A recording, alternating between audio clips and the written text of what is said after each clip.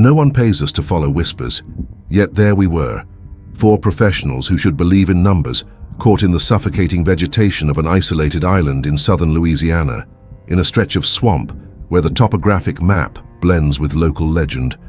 The mission seemed simple on paper. Investigate reports of invasive species in a restricted access area where the canals intertwine like veins beneath sick skin. The word anaconda appeared in an anonymous tip, stuck to the bulletin board of an abandoned gas station on US 90. Capital letters, blue pen, "She doesn't stay where they see." I laughed. Then I stopped laughing. The team, me, Kay, a field biologist with an addiction to recording ambient sounds, Julian, a drone operator who trembled less than the camera, Mags, a local guide from Houma, able to read the tide by smell, and Porter, an exhausted enforcement agent who seemed to carry 3 decades of swamp on his shoulders. We left before dawn on an airboat that creaked like an old cabinet full of secrets. Darkness doesn't disappear in the swamp, it just changes size. The wind brought a damp salt that didn't come from the sea, but from what decays slowly. The flashlight cut out pieces of the world, cypress trees with knee-high roots, strands of Spanish moss hanging like tired spider webs, black water that reflected our light in wisps. The mosquitoes had learned our breathing rhythm too quickly. In my earphones, I tested the recording, distant engine hum, spaced croaks, and beneath, a noise I thought was interference. A thump, thump, thump. 3 beats, a pause, 3 more. I marked the timestamp. Sometimes the swamp plays instruments no one invented. No direct spotlight on the water's surface, Mags warned, her hand on the tiller, the air cutting her words into pieces. Here, mirror calls things. Porter grumbled that things meant people with contraband. From above, a flock of herons took off in slow motion, like pages turning. When the engine died, the swamp's life sucked the sound into its pocket. A muffled silence settled that should have been calming, but only squeezed my chest. The first marks appeared in a narrow corridor, 2 parallel ruts drawn in the mud on the shore, in a slow S shape, gleaming under a layer of mucus the sun hadn't yet reached. The vegetation nearby was even, without the typical holes from alligators. I felt my body want to retreat without my legs moving. Trunk dragged by the tide, Porter declared, bluffing to himself. Mags didn't respond. I touched it with my gloved finger. The viscosity stretched a thread and snapped like old egg white. In my jacket pocket, the recorder breathed with me. Less than 500 meters ahead, Mags cut the engine. "The canal disappears here," she said, her voice short. It wasn't true, the canal continued, but beneath a canopy of leaves, a green dome that turned the day into the poor church's lumen. We entered with our hands, pulling the boat through roots. The water smelled of fresh rust, a sweetness that didn't belong to any plant. The drone wouldn't take off there. Julian cursed silently. I placed the hydrophone in the water, partly to pretend it was method, partly to have something between me and the bottom. The earphones crackled, hissed, until behind the static, a long bass note appeared, followed by 3 beats, a pause, 3 more, now with a tone like bodies hitting bodies. I had the foolish impression that someone, on the other side of the cable, was trying to teach a rhythm. That's when the hull sighed. It wasn't a noise, it was a relief of weight, a millimeter of the world giving way beneath our feet. The water's surface bulged beside us, as if they were pushing a sheet underneath. I said hard without thinking, advice I learned far from there, in another swamp life. Julian froze with the camera against his chest. Porter reached for his gun and found only the holster, forbidden there. Mags pressed her lip against her tooth and bit down, not to hurt, but to avoid calling attention. She appeared first as an idea, a shadow darker than the shadow, circling the bow in a circle the light couldn't reach. Then came the substance, a dark bronze back, scales the size of large coins, each edge with a whitish, worn friction. A pale scar crossed diagonally, not a thin line, a healed path, surrounded by old triangular marks, bites from another life. It wasn't a python. It wasn't the Everglades pattern. My mouth formed eunectes, like someone who recognizes a family photo of a relative they've never met in person. The head emerged an inch. The eye didn't shine like an alligator's. It was a small lake still, with a buried glimmer, like a stubborn star at the bottom. The tongue, black, forked, traced an S in the air and left a line of cold that cut through the jacket and traced my forearm the map of what I would do next. Nothing.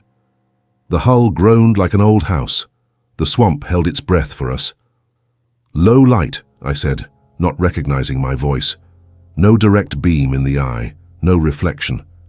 As if guessing the rule, a sunbeam found a metal edge on the bench, the drone case's edge, and cast a crude glare on the water's surface. The head turned a degree. The tongue searched for the light in the air as if it could touch the light. I covered the metal with my hand and felt the warmth of my palm return blood to my body.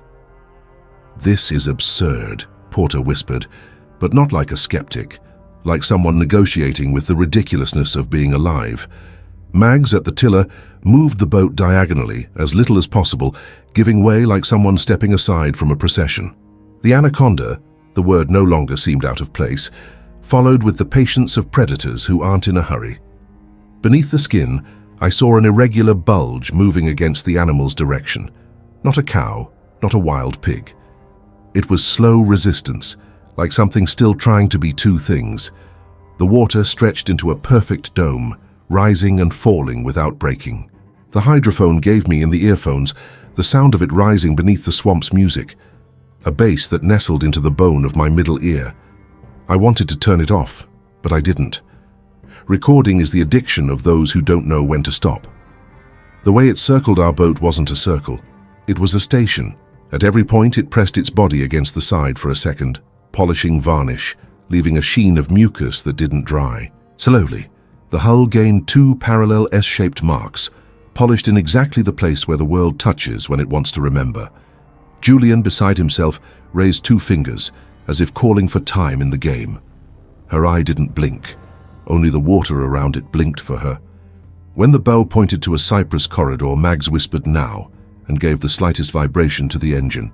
The boat accepted the push, the swamp calmed the nerves, and the snake dove enough to become a possibility, not a certainty. Only then did I notice, on the edge of a root knee to the right, an improbable object in the moss, an old CD hanging from a nail, spinning slowly, reflecting the little light there was. "Who did this?" I asked softly, anger easing the fear. Mags answered, "People who think mirrors scare things. Here it calls." We followed through a green tunnel until the swamp opened again into a larger mirror. On the low horizon, 3 power poles marked the invisible line of civilization. Between us and the edge, the water seemed freshly washed, smooth even, with no sign of wind. Mags pointed her chin left. Fresh drag marks climbed the shore, crossed a strip of grass, and disappeared under the dark of an abandoned hunting shelter. 2 parallel lines, dry on the high side, wet on the low. The world came and went, and the shore moved along. "We're going back," Porter said, trying to sound authoritative. I wanted to say, "We ran out of time," but my body had already understood that time doesn't rule here. It's the mood of the water that does. I turned the hydrophone toward the mirror and waited. The bass came less polite. 3 beats, a pause, 3. But now with a tone that reminded me of wet metal. The smell of chlorine appeared in the air, not from cleaning, from disguise. "There's people here besides us," Mags said. Porter nodded, his jaw clenched. In the tide of silence, another sound happened. A thunk, thunk, thunk, repeated, iron against iron. It didn't come from the water. It came from beneath the service bridge, from the direction of the concrete structure cutting through the swamp. A lid vibrating alone. The message was the same. The tongue was different. The snake turned, and for a second raised half the world from its chest up, like a shifting pillar. The volume beneath the skin pushed hard, like knees wanting to bend. It failed. It retreated. The head aligned with the sound of metal, and with an abominable delicacy slid toward the bridge. "Let's go," I said. No one asked where to. We followed the silence that came after the sound, like following the smell of rain. The airboat bit the water with the care of a surgeon. The shadow of the bridge covered us like a wrong blessing. Above, an abandoned structure, a no-passage sign riddled with old bullet holes. Below, the water waited with the patience of things that have learned to live without witnesses. I almost said, "This is stupid," when I saw it. On the central pillar, two fresh, parallel polished scratches, starting at mid-height and descending to the waterline. The cement had a newer color where the rubbing had been recent. I touched it. Cold. The tip of my finger came back with a transparent shine that didn't drip. "Mucus," Julian said, the word sounding poor. "Memory," Mags corrected. Her head appeared on the other side of the pillar, first the tongue, then the eye, then the scar. The tongue touched the air at the level of my chest. The line of cold crossed the vest, taking a second longer than it should have. I heard my teeth want to chatter. "Don't look," Mags said, and then I understood it wasn't superstition, it was technique. I lowered my chin, turned my face, cut my curiosity in half. The swamp respected it. The snake passed between the pillar and the hull like a word we don't know how to say. The hydrophone in my pocket vibrated with a bass that tickled my stomach. The light escaping through a crack in the deck above found her eye for a moment, and I saw, behind the veil, a bubble of air rise and almost burst. It didn't burst. It darkened and disappeared. Everything that rose that day was learning to stay. When it disappeared toward the interior canals, the emptiness that remained wasn't relief. It was the presence of what decides. Porter breathed for the first time, as if coming out of the water. Julian turned off the camera without remembering having turned it on. I took off the earphones, and the world returned in pieces. A bird solving a courtship, water gently hitting concrete, an insect that preferred my ear to anywhere else. Porter's radio crackled in his pocket, and over the static that sounded like rain came a clean voice, without origin, without identification. "You've already given too many eyes. If you want to come back alive, cover the glimmers. She goes where they see." The sentence already knew me before it was said. I closed the drone case zipper with the reverence of someone folding a flag. Mags pulled a tarp over the hood to kill the reflection. Julian took off his metal bracelet and stored it in his pocket. It's not heroism to follow whispers. It's a type of obedience. We returned along the same green corridor, slower, the brown water writing an invisible S on the hull. At the exit, the sun opened a window in the cloud and threw a beam of light into the mirror. I raised my hand like someone asking to speak, and didn't speak. The swamp understood the gesture better than language, and the line of cold, which already had a map of my body, stayed outside for a rare moment. On the gravel road, already with the truck back, I saw the marks on the bank, fresh, climbing from the ditch to the dry. Two parallel lines, thin, drawing an S that didn't need to finish. I wrote 3:17 a.m., bridge, lids, voice, light, in the notebook, without ornament. When the engine started and the landscape began to move, I felt the recorder vibrating alone in my pocket. It wasn't on. The display lit up and went off, and for half a second showed only one word on the screen: hard. I obeyed, and discovered, too late, that no surface learns faster than water when we teach it to reflect. We slept badly in the trailer parked at an abandoned gas station, where the wind sang through the broken boards and the roof shed rust grains like drizzle. I woke up at 3:17 a.m. with the feeling that someone was knocking slowly on the structure. Thump, thump, thump. 3. Pause. 3. I went outside into the cold air and found only the dense darkness of the swamp ahead, stitched to a starless sky. The gravel road kept two faint parallel lines, going from the ditch to the culvert on the other side. I pretended they were tire tracks. They were too narrow. Mags was already standing in the shadow, arms crossed, as if conversing with things without a voice. "The tide turns earlier today. If she's where I think, she'll seek warmth near the old platforms." The silence after her words was an instruction. Porter appeared from the trailer with his shirt half on, looking like someone who's never adapted to waking up before their courage.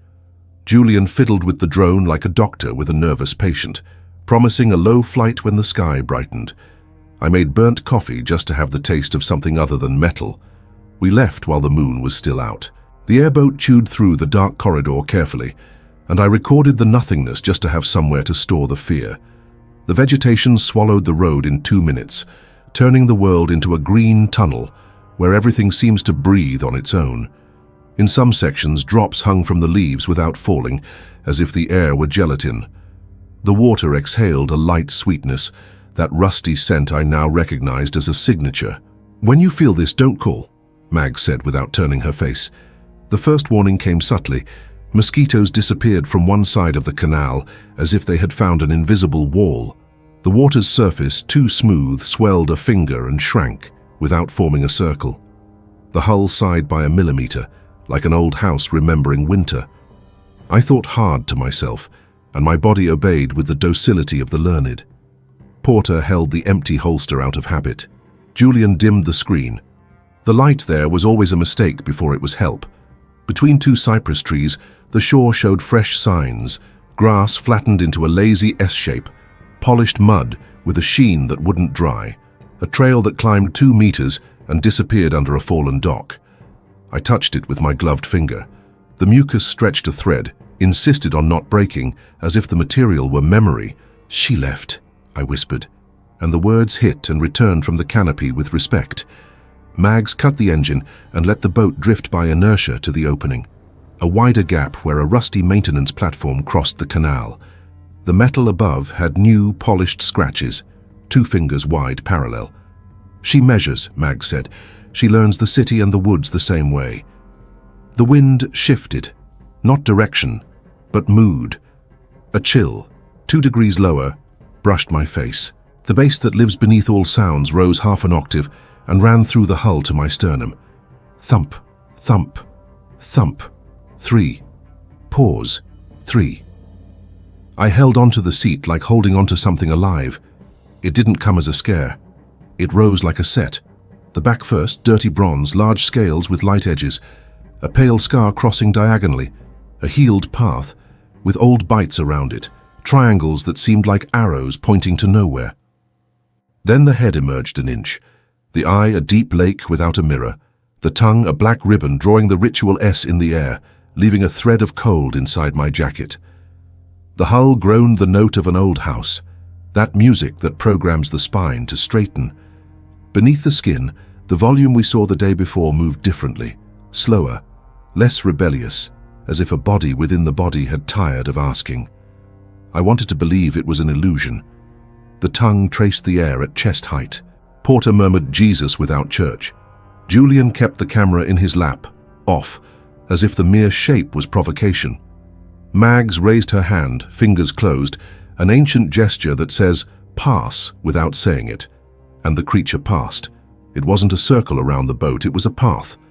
At 4 points it pressed its flank against the hull, 1, 2, 3, 4 times, polishing the side until the aluminum gained 2 parallel bands, an invisible S caught by the light when it dared to exist.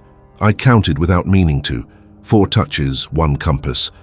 The bass matched, thump, thump, thump. Pause. The body, heavy as a flood, accepted the cue and disappeared beneath the platform. "She's using the platforms as shadow and as a map," Mag said, voice of someone still breathing. "If we see her, she'll go." The message hit me with delay. The size of a train from the rumor was more than myth. It was the feeling. When she passed beneath us, length became time. I could add segments, ribs, curves, and still be wrong. It was as long as the entire corridor, not just the body. It was the extension of our attention. The line fed off the eye. We moved on, and the swamp opened up to a larger mirror, almost a lagoon, with an island in the middle, vegetation clinging to invisible trunks. There, an abandoned structure, the silhouette of a fishing shed, fallen roof, makeshift columns, offered artificial shade.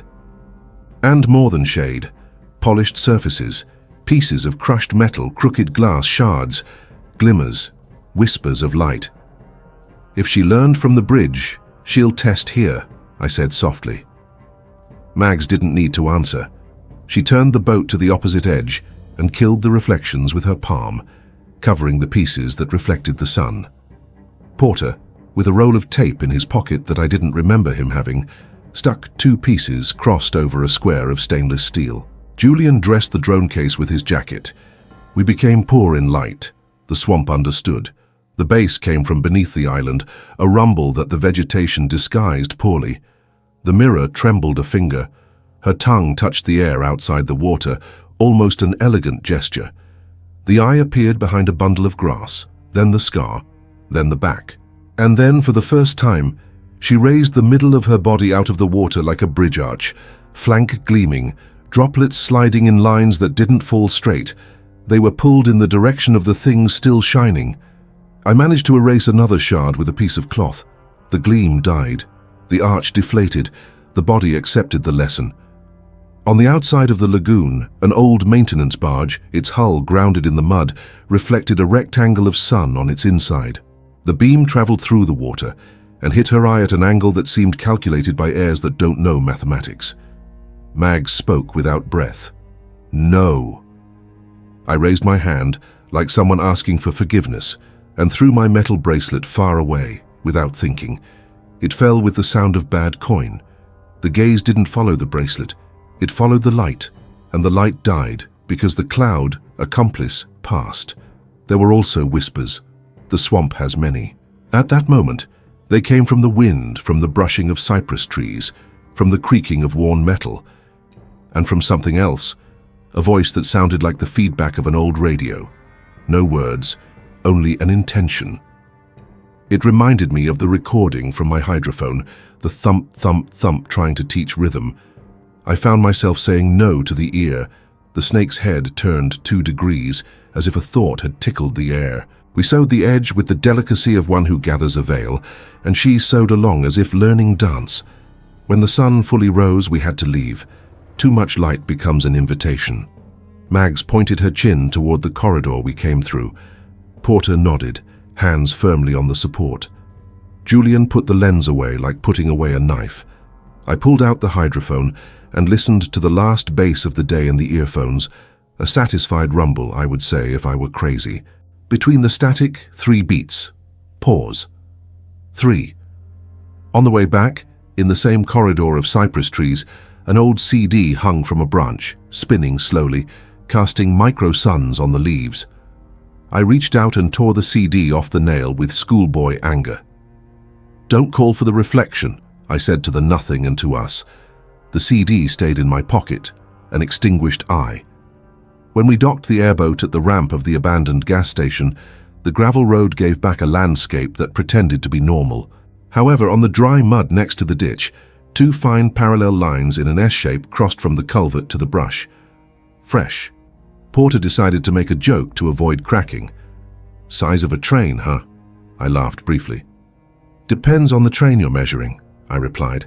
Julian lifted the drone for 5 minutes just to see if we lost our fear of the tool. The display showed nothing but green and wind wrinkles. Luckily, the worst image is the one that teaches. In the late afternoon, a lost truck stopped at the edge of US 90 for the driver to urinate. He looked at the swamp side by reflex. Men always look. And in the reflection of the side glass, a long glimmer, like a knife, dripped. Porter's radio beeped. "Did you see that?" "No, we didn't see. We don't need to see everything." We began covering what we could, shiny cans on the station's floor, metal pieces, the trailer's own windows with newspaper. Mags placed a large emboba leaf on the eaves, an absurd import, a remedy from another map, and the leaf fluttered with the dignity of one who understands wind. At night, lying poorly on tired mattresses, the sound of the world was replaced by a silence that doesn't belong to Louisiana or anywhere else. That muffled silence I already knew from another swamp, another story, another country of water. In the middle of it, the usual beat. Thump, thump, thump. 3. Pause. 3. It didn't come from the hull, it didn't come from the wind. It came from learning. I pressed my palm against the trailer's aluminum wall and felt cold pass through like ancient tongue. "Hard," I said inside, and for a rare moment, I managed not to follow curiosity to the end. At dawn, we would go to the decommissioned platform farther south, where metal meets mangrove and light deceives in puddles. I already knew what to bring. Tarp, tape, small courage, the stubbornness to say no to light, and an ear trained to love silence.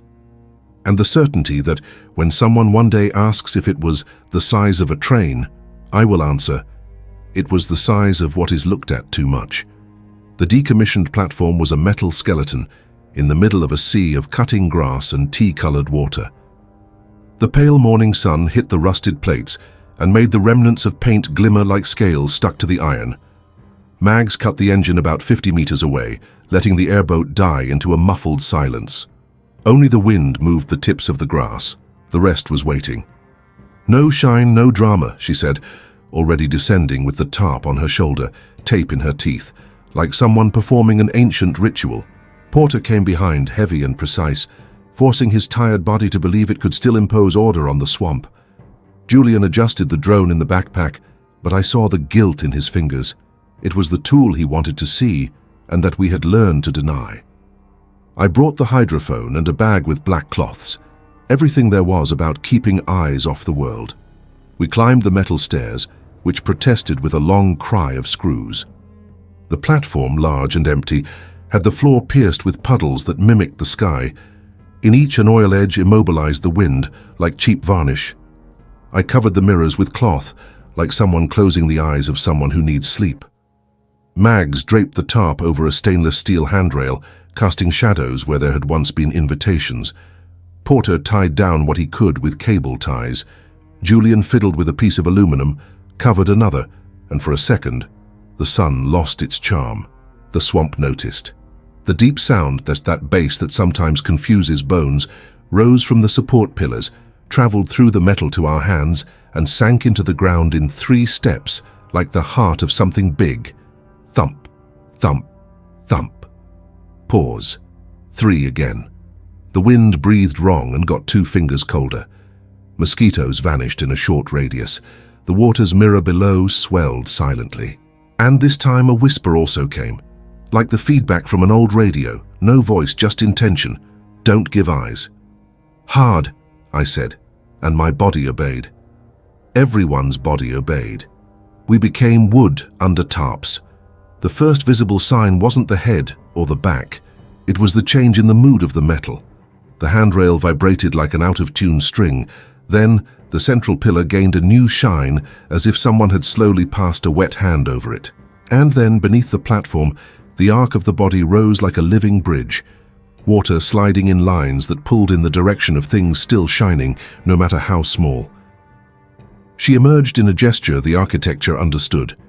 The dark bronze back, large scales with light edges from friction, the pale scar diagonally like a healed path, the old bites around it, triangles telling of fights and abandonments.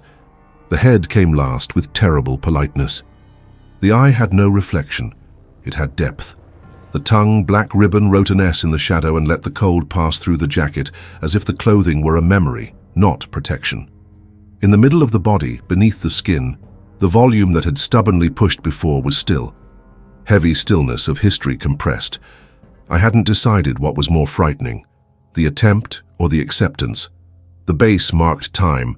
Thump, thump, thump, pause. 3. The snake chose the point where it would touch the world.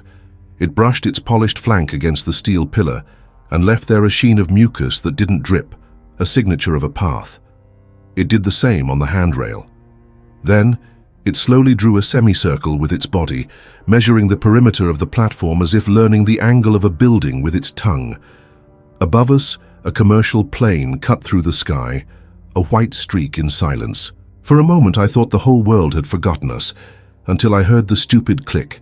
Someone somewhere at the edge had raised their phone. I didn't see the person. I saw the effect. A slice of light hit the corner of an old plate and ricocheted, striking her skin with a shy glimmer. The head turned a degree. The tongue sought the thread of light in the air, like someone feeling for a fishing line in the dark. "No eyes," Mag said, already running with a cloth covering the corner. Porter raised his huge arm and interposed between the sun and the sheet metal. I lowered my metallic watch into my sleeve. The glimmer died. The head retreated half an inch. The swamp slowly released its breath, like someone remembering how to breathe. Julian touched my shoulder, lightly, like asking permission to ask a question. I just shook my head. It wasn't time to raise the drone, to beat flashes with method. There was a science to be done there, yes, but first and foremost, there was an agreement. Don't teach the path by mirror. The recorder in my pocket vibrated without being on, and I thought it was my own pulse beating against the metal. "She has more than we thought yesterday," Porter said without looking. "There's a path in the dry." Mags nodded. "She learns quickly from living song and old names." And it was in that half-prayed sentence that she decided to rest her head where the ground had a puddle. Not sky water, still water inside the platform. The eye leveled with the shallow mirror. For one long second, I saw my whole face fit into the lake that lived in that eye. The urge to look back is primal. I turned my face. I cut the curiosity in half again. I survived one more minute. She then descended, half the body disappearing beneath the platform, half still outside, in a mechanic motion that offends gravity. When she passed beneath us, the metal cried that old church note, and our floor trembled like a stilt plank with a hangover. Mags held the crossbeam, her eyes dry as stone. Porter loosened his jaw. Julian gripped the case so hard his finger joints turned white. On the polished flank, I saw something I had ignored before. Small parallel cuts, very thin, scratches like letters that aren't ours. I thought, unintentionally, about those who scratch from the inside, those who have tried to be two things under one skin. I thought about the sound the hydrophone brought at night in my earphones. 3 beats, pause, 3. I thought of a city's heart, a train that measures dimensions by time, not by length. When she disappeared on the other side, the platform became lighter. The light started to hit wrong again. The wind found the tarp and made it pant like a tired sail. The bass dropped a tone and spread through the pillars like advice. And the whispers, those we pretend are wind and leaf, repeated in a voice of metal, "Don't give eyes." I obeyed, like someone saying, "Amen." We descended in silence, cold nails, heavy boots. In the cutting grass, 2 parallel lines interrupted the tangle, going from the canal to the shadow of the metal. Polished, fresh, a path that learns direction. By the edge of a trunk, someone had hung an old CD. Without asking the owner's permission, I yanked it off and put it in my pocket. "Return it to the right trash," I said to no one. Mags only breathed a thank you that wasn't for me. On the way back, the water gained those small domes that take a year off my life each time. I said hard a few times too many. I became wood out of habit.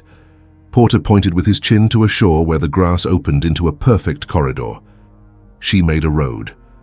Julian, for the first time, spoke more than a sentence. "The drone doesn't show this. The lens wants shine. Shine lies." I agreed with my bones. In the afternoon, the cloud descended and the world became milk. The gravel road seemed safe, but on the mud to the right, the calligraphy of the S reappeared in fine strokes, heading towards a concrete post by the ditch. The post had, at the base, marks of recent polishing, 2 fingers wide, parallel. The city reaches the swamp by the foot, and the swamp climbs up the city's leg. The radio crackled. A clean voice, with no introduction, just the usual instruction. No mirror, no still water on the shelves, no shine on the window. Keep the dark. I caught myself thanking someone I'd never see. When the night descended fully, the abandoned station became an island. We pasted paper on the windows, hung black cloth wherever we could, erased exposed metal, hid bottle glass under boxes.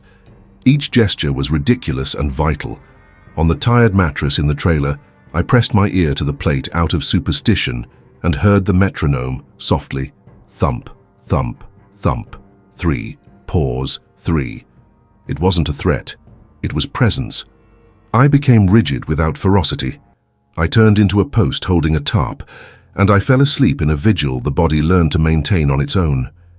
In the dream, the swamp was a maneuvering yard, flooded tracks, water locomotives dragging shadow wagons. The snake, the size of a train, they would later say, passed slowly, long not like a ruler, but like time, and each window that reflected its skin added a wagon to the composition. When all the windows went dark, she still moved, and without eyes to pull, she seemed smaller. I woke up with the foolish and useful certainty. We measure monsters with light. The next day, we would go farther west, where the canals split into fingers, and the rusted platforms cast shadows on new mirrors. I already knew what to bring. Less camera, more cloth, less performative courage, more silence, and a large imboba leaf, medicine from another geography, to remind myself that not every clarity is an invitation. The swamp has its own way of saying, enough. That morning it spoke through the wind, a cold file passing over skin, removing shine, erasing edges. The decommissioned platform behind us became small, a rusted island in a sea of grass. The plan was to turn back and leave through the same corridor we came from, with the usual care. Kill reflections, cover metal, let the water have as few eyes as possible. It seemed enough until we heard the chorus. They weren't birds, they weren't motors. It was the thump, thump, thump in sequence coming from multiple directions, like lids talking under streets that didn't exist there. 3, pause, 3. Repeated, answered, aligned. The bass ran through the water and found our hull like an old acquaintance. I felt my sternum vibrate with a discipline no doctor would recommend. Hard, I said, and turned into wood inside. Mags nodded, hands firm on the tiller. Porter put his body between the sun and anything that dared reflect. Julian gathered the drone as if it were an animal to whom silence was asked. The first head appeared to our right. The lake eye, the tongue drawing an S in the air, the pale scar diagonally with old bites around. It was the same. A second back on the left side responded. For a moment the world seemed too narrow for two bodies of that size. But it wasn't two. It was the same body, the same extension passing through two portals of the swamp at the same time, teaching the space to accept the impossible. Train, Porter murmured, not as a joke. Shadow wagons, water track. Mags didn't accelerate, didn't brake, she gave the minimum, enough for us to become something the swamp tolerates. The body brushed the side 4 times, polishing memory, and moved on, arc, curve, straight lines it had learned itself. The domes rose and fell around us like bubbles rehearsing to burst and giving up. The wind shifted a second time, bringing a shy smell of chlorine, the perfume of someone trying to mask the inevitable. There's people, Mag said, or there were. That's when we saw the whispers. We didn't hear them, we saw them. The light filtered through the canopy, made fine trails in the suspended dust. In certain spots, the trails moved without wind, like fingers drawing a path. And the fingers pointed to what the swamp wanted to pretend didn't exist, 2 foolish mirrors, a shard of glass on a trunk, a metal case forgotten on the bow. Mags covered the shard with her hand. I pulled the case under the seat. The line of cold her tongue drew on me cooled 1 degree, like a fever breaking. The bass dropped half an octave. The world accepted the lesson again. We crossed under a service walkway, and there the architecture took charge again. The handrail gleamed where it shouldn't. The bars bore the recent polish of those who've learned that iron sings when it's hit. Before I could raise the cloth, the first flash of sunlight struck a corner. The head turned instantly. The tongue touched the air twice quickly. The hull groaned. The heart wanted to learn how to beat out of sync. No, I said to the organ inside me, as if denying a wish and being obeyed. I judged the angle with my body, entered the light, cut it. Becoming shadow became a profession. In the middle of this no choreography, the unexpected. I saw movement beneath her skin. Not the movement of someone trying to leave, the movement of someone settling to stay. The volume, which before had pushed with stubbornness, now seemed comfortable, still heavy. The swamp, whether out of kindness or cruelty, showed the shape for a second, something like 2 resigned shoulders, a chest that had given in, a head no longer seeking surface, and then it disappeared. The tongue drew a slower S. The water became water enough for me to keep breathing without insulting the air. We left the green corridor and entered a wide body of water that looked like a maneuver yard. Up ahead, a low, poorly maintained concrete bridge connected nothing to nowhere. On the edge, humans. 3. 2 with phones raised, a third holding a round object that gleamed like a pocket sun. A CD. "Lower that!" I shouted, my voice breaking with its own violence. The echo hit the cypresses and came back without authority. The man with the CD hesitated, like someone not wanting to lose the moment. The glimmer scraped the mirror and found her eye like a needle finds a vein. The head rose an inch. The body arced up. The world around us shrank. Porter did what few would. He climbed onto the airboat seat like a pulpit, spread his arms, and stepped between the light and the skin. He became an obstacle, not a hero. Mags shoved the hull under the bridge's shadow, killing the reflection. I took off my watch, my ring, the metal from my pockets, and threw them to the bottom of the boat. Julian pulled a knife from his pocket and wrapped tape around his wrist. The glimmer reduced, cut by the knife of stubbornness. Her eye lost 1 degree of interest. The tongue retreated an inch, the body lowered half an inch. The man with the CD, perhaps out of guilt, perhaps instinct, lowered his hand. The beam died. The train slowed down. The swamp, like someone rewarding those who obey its language, opened a crack of wind without mirror. The water turned the page. The bass changed mood. And for the first time in 2 days, her head didn't seek us as it left. It followed an invisible axis, touched its chin to the bridge pillar, that touch which polished the way, and disappeared into the shadow of the escape canal like something that had always been there. The rest of the day was just containment. Cover metal, cover glass, cover still water. At every eaves with a CD hanging, a gesture. Pull it off, fold it in 2, throw it in the black bag. At every hidden glimmer, a cloth. At every abandoned station, a large embauba leaf nailed to the crooked nail. Therapy borrowed from another map that for some reason worked. The closest city got the message by reflection. Storefronts covered, mirrors turned to the wall, stainless steel under tape. For once everyone agreed with a forbidden that made sense. At night, back in the trailer, I lay with my ear pressed to the plate to hear what the swamp has to say when we lose the courage to ask. The sound came low as always. Thump, thump, thump. 3, pause, 3, no threat, no invitation, presence. I thought of the questions they would ask later. Was it the size of a train? Yes. If the train is the number of eyes we offer, if the composition is made of reflections, if every lit window turns into another wagon. On the edge of sleep, the phone vibrated in my hand, even though I didn't remember picking it up. Unknown number. I answered without speaking.